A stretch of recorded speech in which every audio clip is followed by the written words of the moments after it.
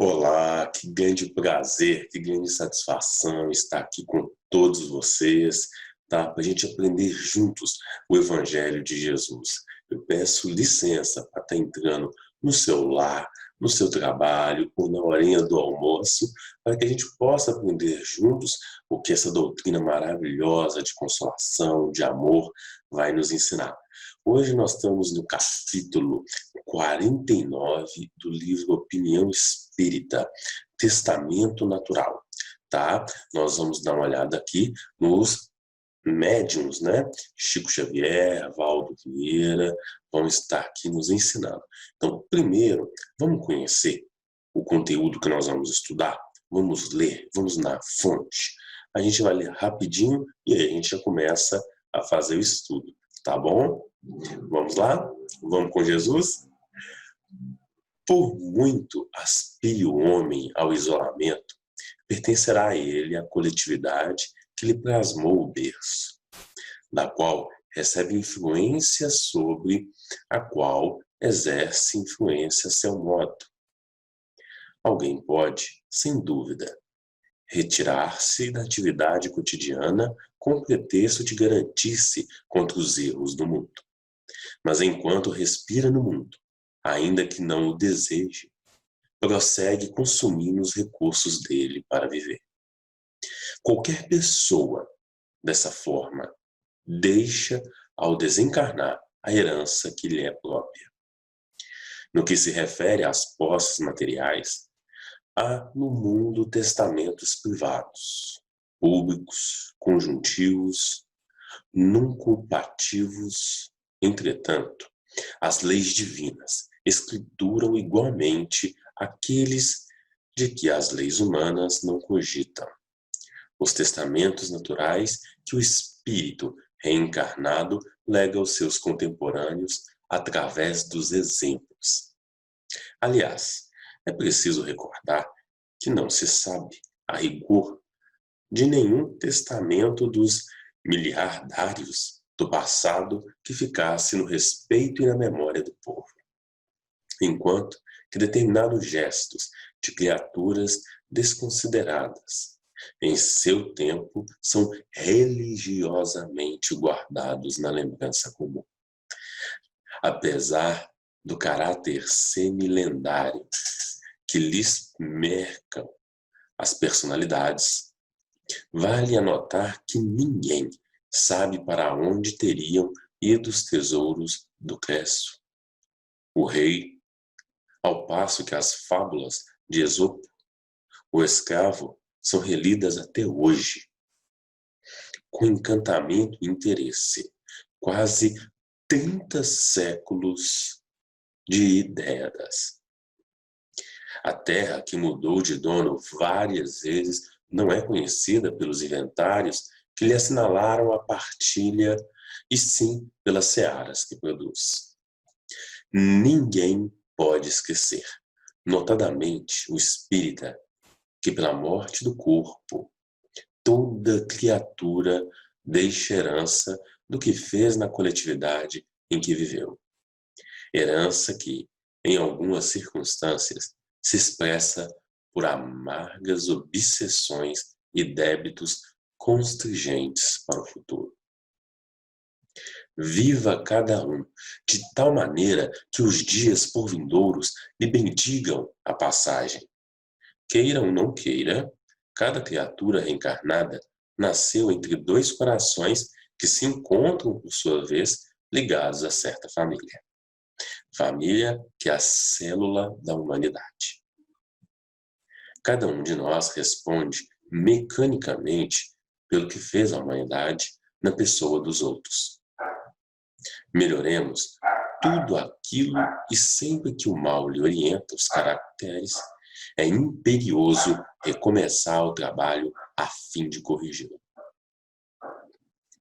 Ninguém procure sonegar a realidade dizendo que os homens são como as areias da Parais, uniformes e impessoais, agitados pelo vento do destino.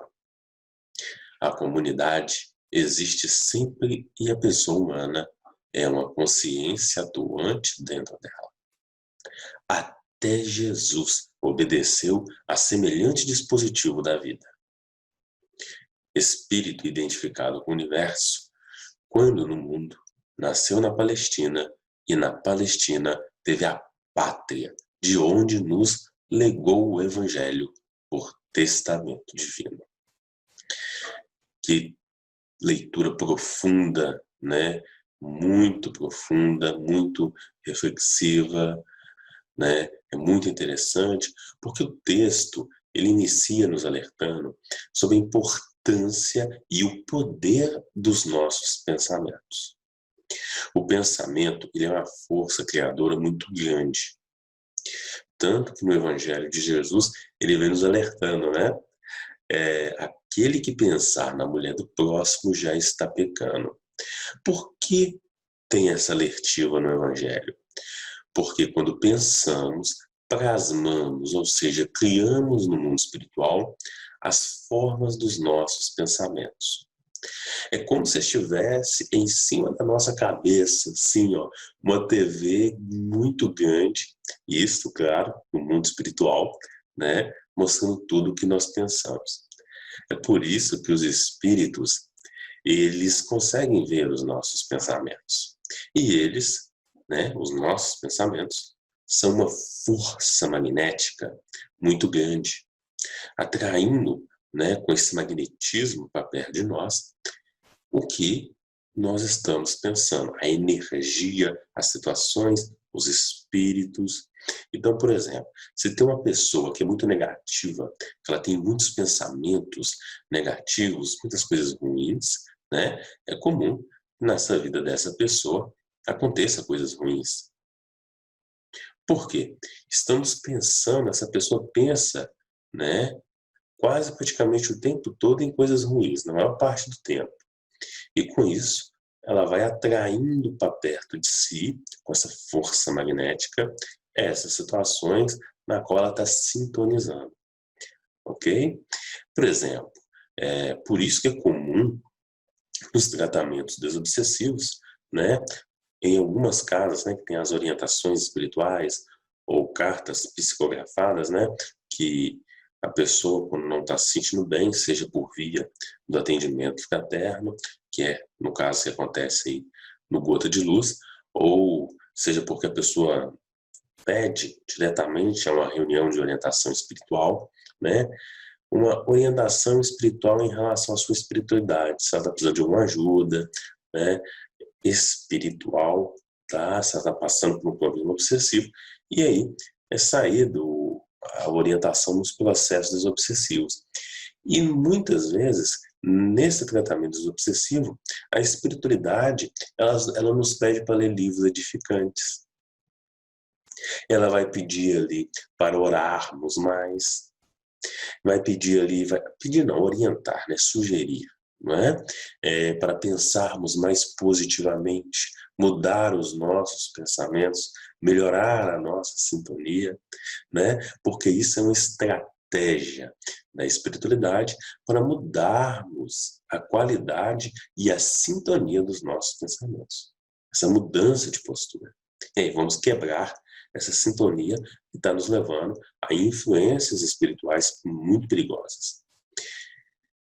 E com isso, né, nós vamos parar aí de atrair para perto de nós situações que não são cristãs, ok?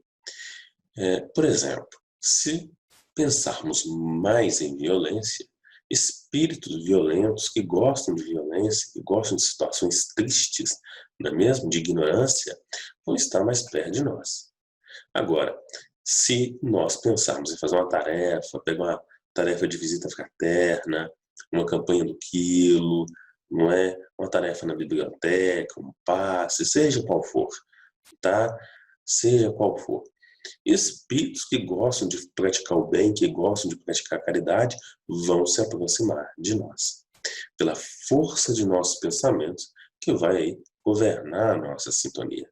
Por isto vivemos o que pensamos, e se queremos viver bem e melhor, vamos pensar bem e melhor. Tá?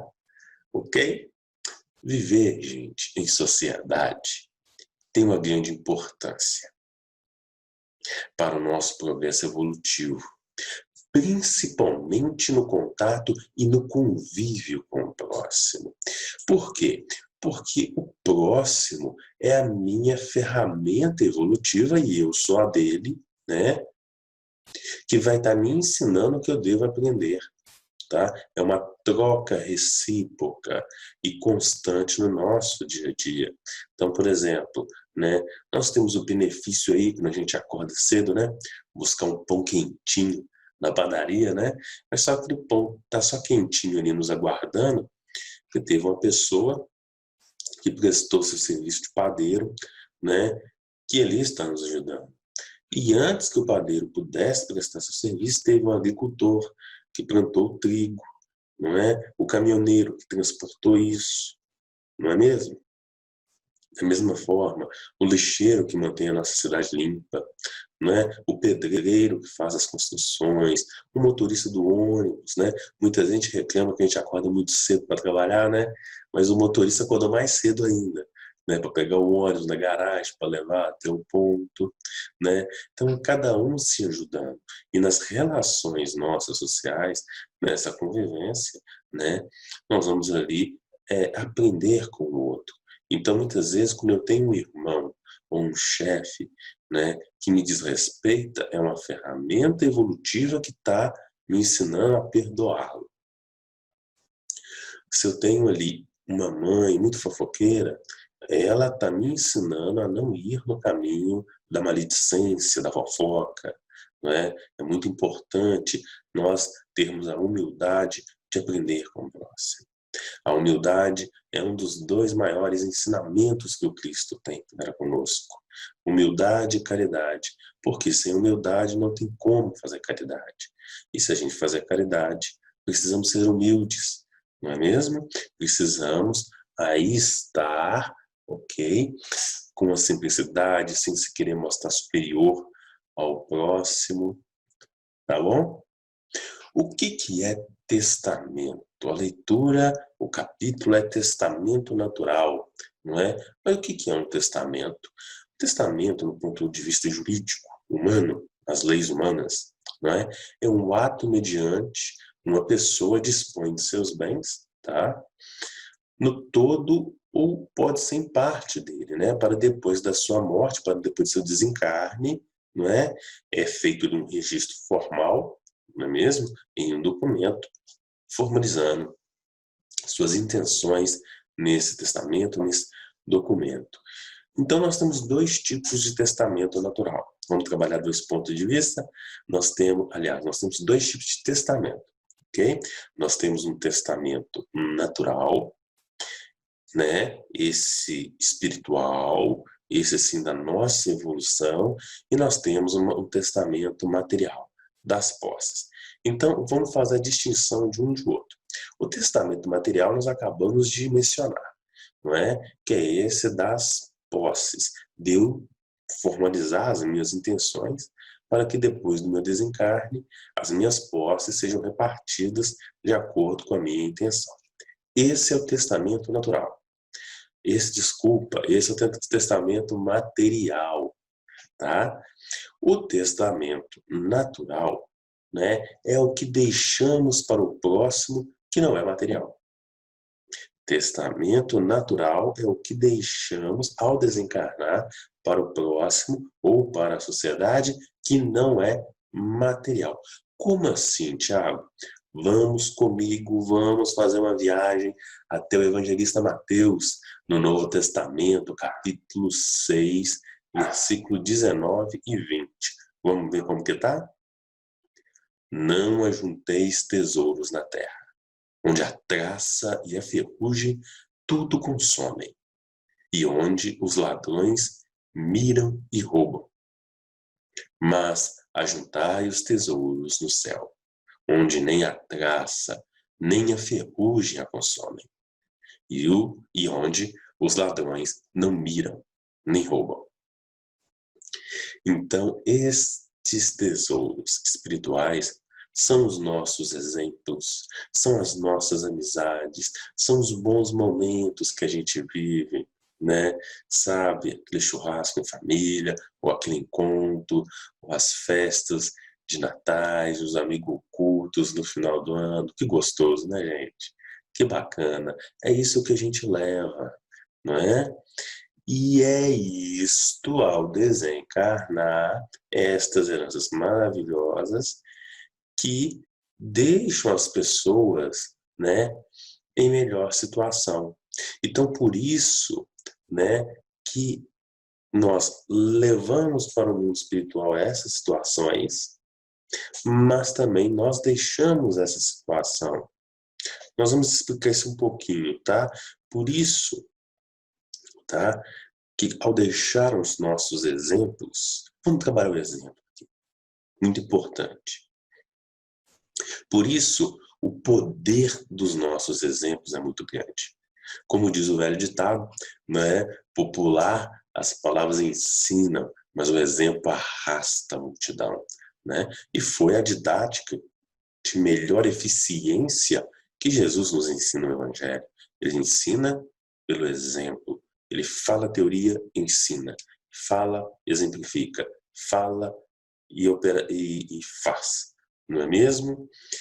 E o que acontece? Vamos pegar um exemplo aqui muito bacana, né? Por exemplo, a pessoa, né, desencarnou ali, aí a pessoa fala assim, não, mas como é bom escutar de uma pessoa que o fulano era assim, né? Fulano era um pai tão dedicado, fulano era um pai tão amigo, fulano era um esposo exemplar, né? Olha, para você ver uma companhia agradável. Como é bom, né, gente? Como é bom a gente deixar boas lembranças, como é bom deixarmos bons ensinamentos, não é? Como é bom ser bem lembrado, é uma herança maravilhosa. Este é um tipo de uma boa herança, né? De um testamento natural, de uma boa herança, né? Imagina que situação desagradável é escutar de uma pessoa, nossa senhora, fulano só deixou coisa ruim.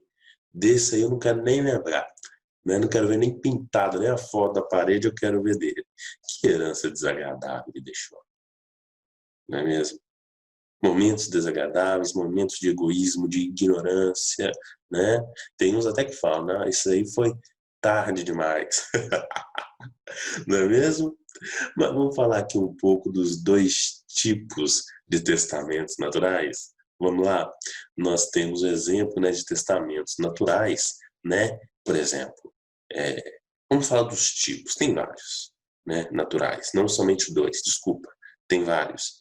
Por exemplo, primeiro, testamento natural intelectual, né? Deixarmos boas obras na intelectualidade. Por exemplo, Albert Einstein, na ciência, o legado que ele nos deixou na área da física, né? Na área da música, Chopin, Beethoven, não é mesmo? Que testamento maravilhoso! Quanto é bom escutar boas músicas deles. Que herança maravilhosa, não é? Tipos religiosos, tipos de testamentos religiosos, heranças religiosas deixadas, Chico Xavier, Madre Teresa de Calcutá, não é? Olha para você ver que coisa maravilhosa. Chico com mais de 400 livros, Madre Teresa de Calcutá com exemplo de ajudar o próximo, maravilhoso, não é mesmo? Chico aqui, contemporâneo de nós aqui, né? Olha só que coisa muito bacana, né?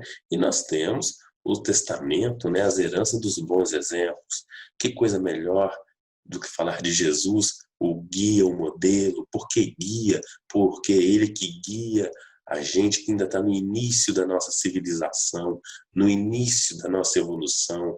Ele é o exemplo de sermos cristãos, o exemplo de trabalharmos o bem na sociedade. É um testamento maravilhoso. São as heranças dos testamentos, né?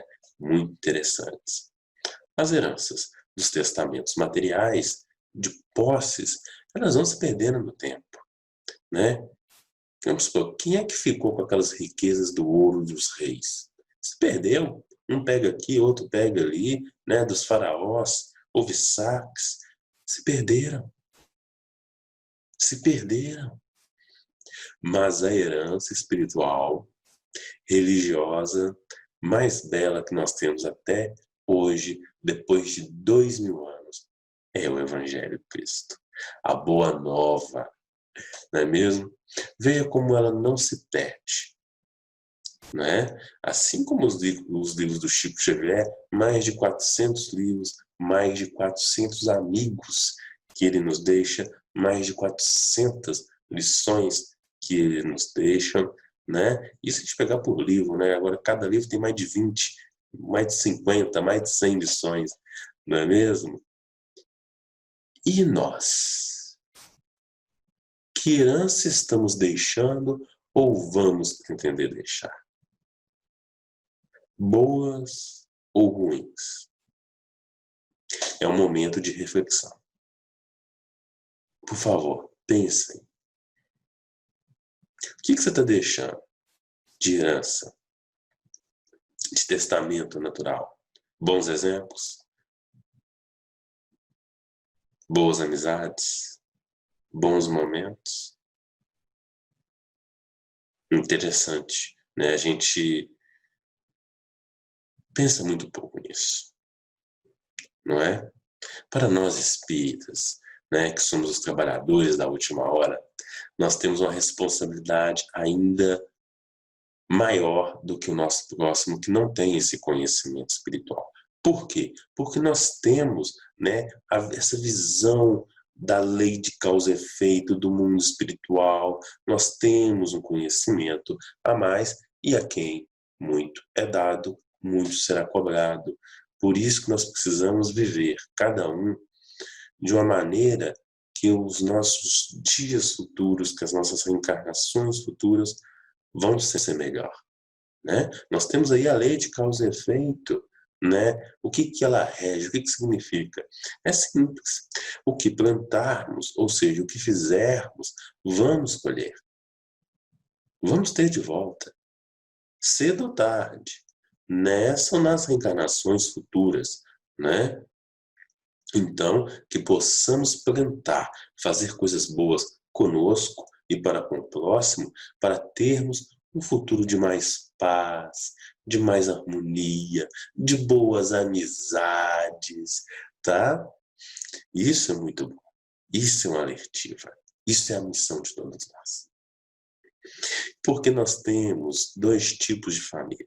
Nós temos a família sanguínea mesmo, né? Meu primo, minha prima, minha tia, e nós temos a família universal, não é? A família universal são todos nós que moramos não só dentro da minha família, mas no Brasil, no mundo, no universo. Todos nós espíritos, filhos de um único Pai, Deus, tá? Por quê que eu estou falando isso? Vamos trabalhar ao lado da família? Ok? Isso é muito importante, tá? O que de bom? Momentos de reflexões. É muito bom refletir sobre isso. O que de bom estamos ou vamos deixar para a nossa família aqui na Terra? Qual a diferença que eu fiz nessa família? Eu fui mais um que passou em branco? O que eu estou ajudando na espiritualização deles? Ah, Tiago, eles são de outras religiões, eles não podem nem ouvir falar de espiritismo, que espiritismo é coisa do diabo, não sei o que tem. Acabamos de falar. A maneira pela qual tem mais eficiência de você ensinar para o próximo o evangelho não é ficar falando questão 275 do livro dos Espíritos, livro Evangelho segundo o Espiritismo, questão 625 do livro dos Espíritos. Não. É com o exemplo. Não precisa você tocar em livro dos Espíritos, falar de André Luiz. Não. É com seu exemplo.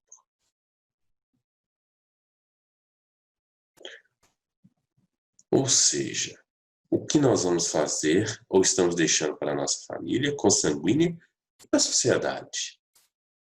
O que a gente está fazendo para a sociedade? O que eu estou deixando de bom para a sociedade? E aí nós pensamos num conceito mais amplo, um conceito de legado. O que de bom eu estou deixando para a sociedade que vai ter uma pessoa que vai dar continuação nisso, porque isso vai beneficiar mais pessoas. Interessante, né? Então, a gente tem uma questão muito importante da gente melhorar tudo que possamos melhorar em nós e também fora de nós, através da reforma íntima.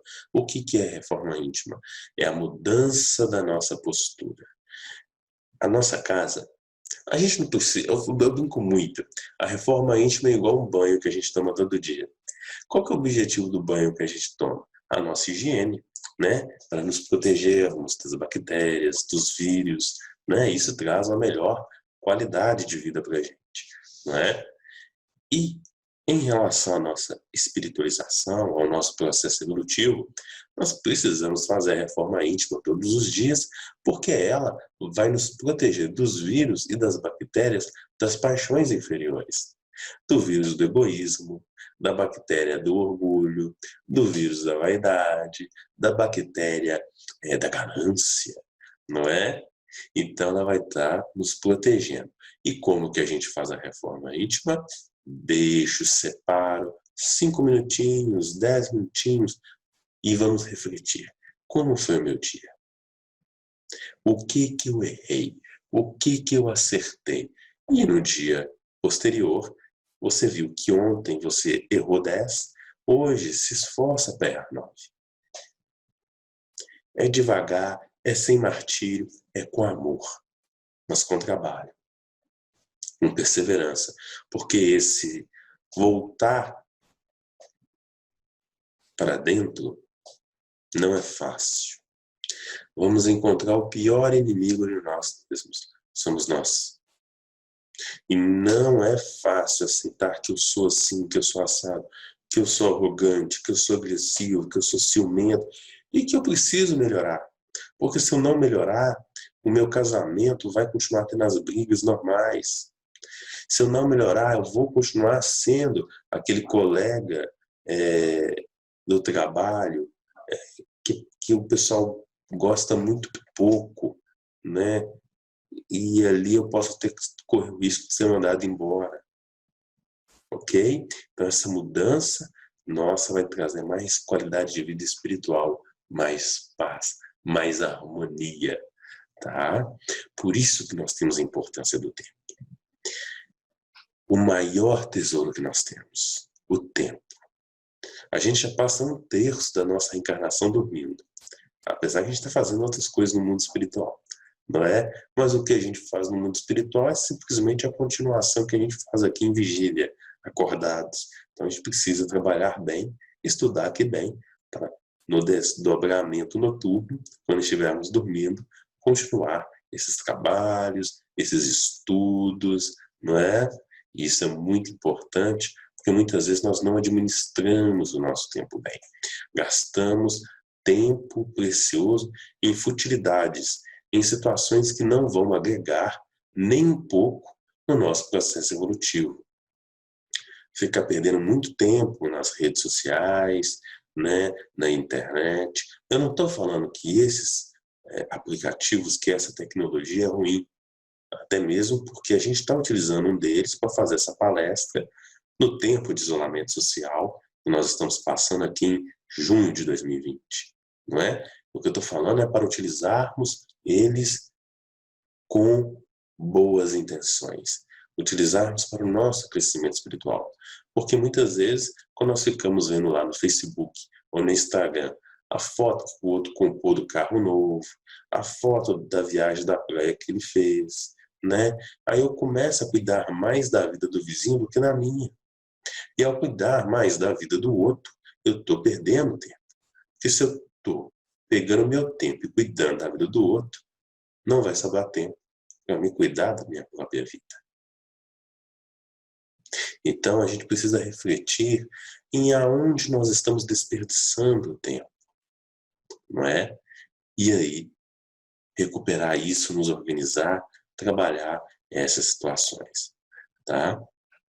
Por isso, ao deixar em testamentos ruins com as nossas posturas, é necessário que a gente reencarne de novo para estar consertando ou refazer aquilo que a gente, né, prejudicou alguém ou nos prejudicou, né, para a gente poder prosseguir. A gente precisa reparar, né? E com isso a gente evolui mais devagar e a gente se aproxima mais das dores e sofrimento. Então o objetivo é justamente isso, a gente acertar cada vez mais, não é? Para que a gente não fique aí dedicando tempo em reparações, porque esse tempo de reparação poderia ser dedicado a construções de situações boas, não só para mim, mas também para o coletivo, também para a sociedade, tá? Nós, por que a gente está falando isso? Porque a gente não pode fugir da nossa realidade e nem das nossas atitudes. A questão 132 do Livro dos Espíritos é clara. O objetivo da nossa reencarnação é o aprendizado. Reencarnamos para aprender a quê? O Evangelho? Aprender a quê? A praticar o Evangelho, não é? Então, o que acontece? Ninguém está aqui reencarnado de férias, a passeio, estamos aqui para nos espiritualizar. E como nós nos espiritualizamos? Falamos há uns minutinhos atrás, através primeiro do autoconhecimento e segundo da reforma íntima. Ué, Tiago, mas você não falou do autoconhecimento? Está lá, no Evangelho de Jesus, João, capítulo 8, versículo 32. Conhecereis a verdade e a verdade vos libertará.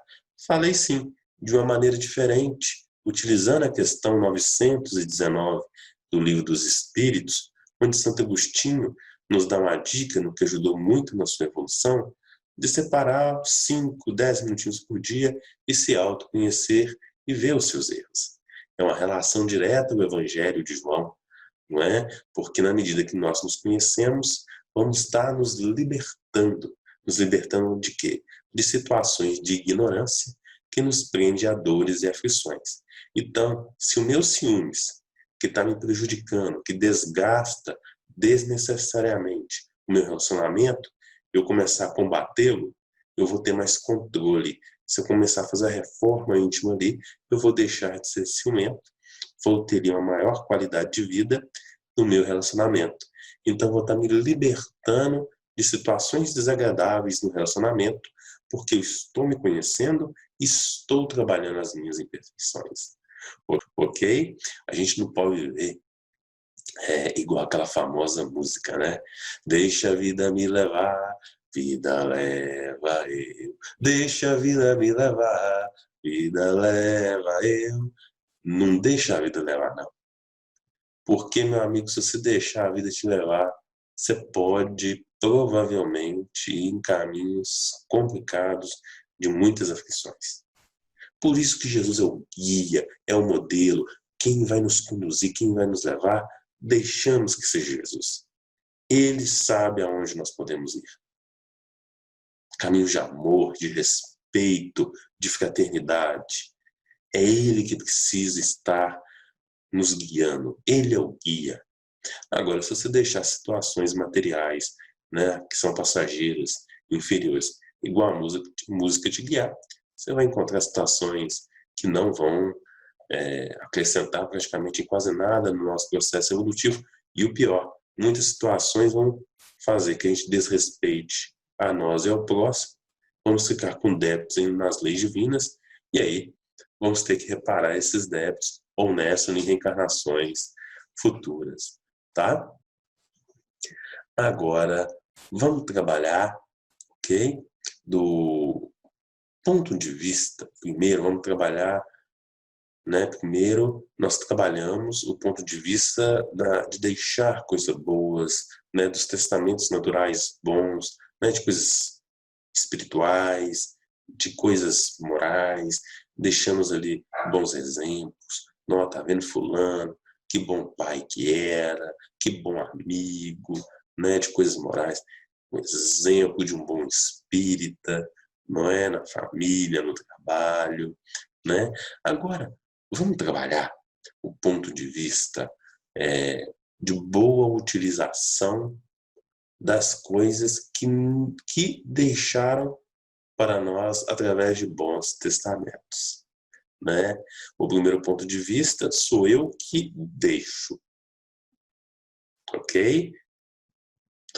O segundo ponto de vista é o que eu faço dentro do meu livre-arbítrio do que é deixado pelas pessoas, né? Nesses testamentos naturais e bons, ok? Por isso, a importância, tá, de eu receber esse testamento natural e divino, de coisas espirituais, de questões morais, não é? Que Jesus nos deixou, né? De utilizar esse evangelho para o bem, com responsabilidade, com compromisso, porque muitos pegaram esse testamento natural, divino, espiritual, moral e destoaram. Desviaram o objetivo santo do evangelho, tá? Para interesses próprios inferiores, como por exemplo, a cruzada, né? Então muitas coisas se perderam com essa má utilização. Então nós temos que ter uma vigilância muito grande, porque da mesma maneira que eu posso ganhar uma herança muito grande, né, de milhões, e ali utilizar esse dinheiro de maneira desregada, igual o filho pródigo, né, de maneira dissoluta pelo mundo e depois ficar até empobrecido, que é muito comum e muito normal, né, pela má utilização, eu posso receber essa herança maravilhosa do Evangelho que Jesus nos deixou e utilizar para o mal. Ou nem utilizar. Né? Utilizar de maneira bem equivocada. Não é? Ué, Tiago, mas se eu nem utilizar também? Sim, porque o livro dos Espíritos é claro, aquele que não faz o bem, mas também não faz o mal, já é o próprio mal. Então nós precisamos trabalhar para que a gente possa produzir coisas boas, não é? E precisamos saber utilizá-lo como grande riqueza que é.